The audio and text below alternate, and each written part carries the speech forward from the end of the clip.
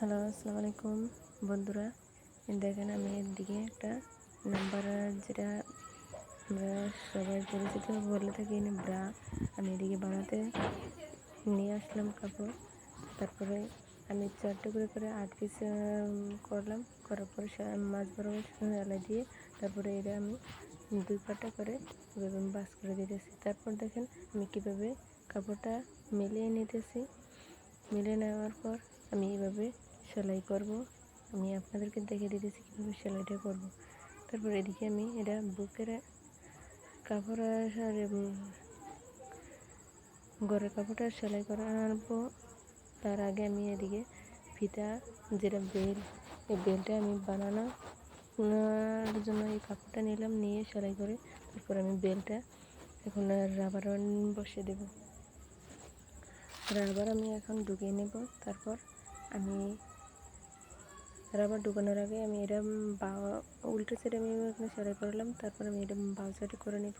আমি আপনাদেরকে পরবর্তী ভিডিওটিতে কীভাবে ফিতা বানিয়ে কীভাবে করতে হয় আমি সম্পূর্ণভাবে দেখিয়ে দেব।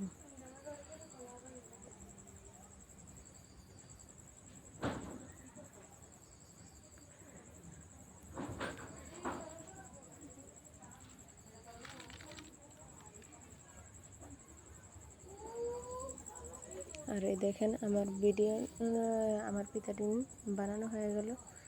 তারপর আমি এর মাঝে একটা চাপ সেলাই বসিয়ে দেব, যাতে করে কুচিগুলো খুব সুন্দর দেখা যায়। এতে দেখেন কত সুন্দর একটা বেল হয়ে গেল।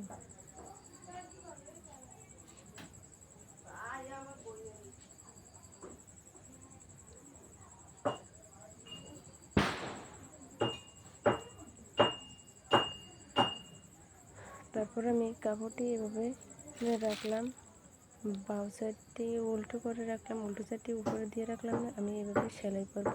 কীভাবে সেলাই করব আমি ওই যে হাত দিয়ে আপনাদেরকে দেখিয়ে দিতেছি, ঠিক এভাবে আমি সেলাইটা করে নিব।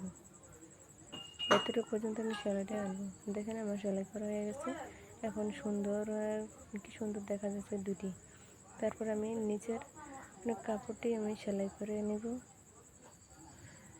ডাবল পাট করে। আমি সম্পূর্ণ ডাবল পাট করে করে আমি সেলাই করব। দেখেন সেলাই করা হয়ে গেছে এক সাইড, আমি এভাবে আরেক সাইডও সেলাই করে নেব। দেখেন দোনোটা ঘর আমার লাগানো হয়ে গেছে। কত সুন্দর একটা ব্রা হইতেছে।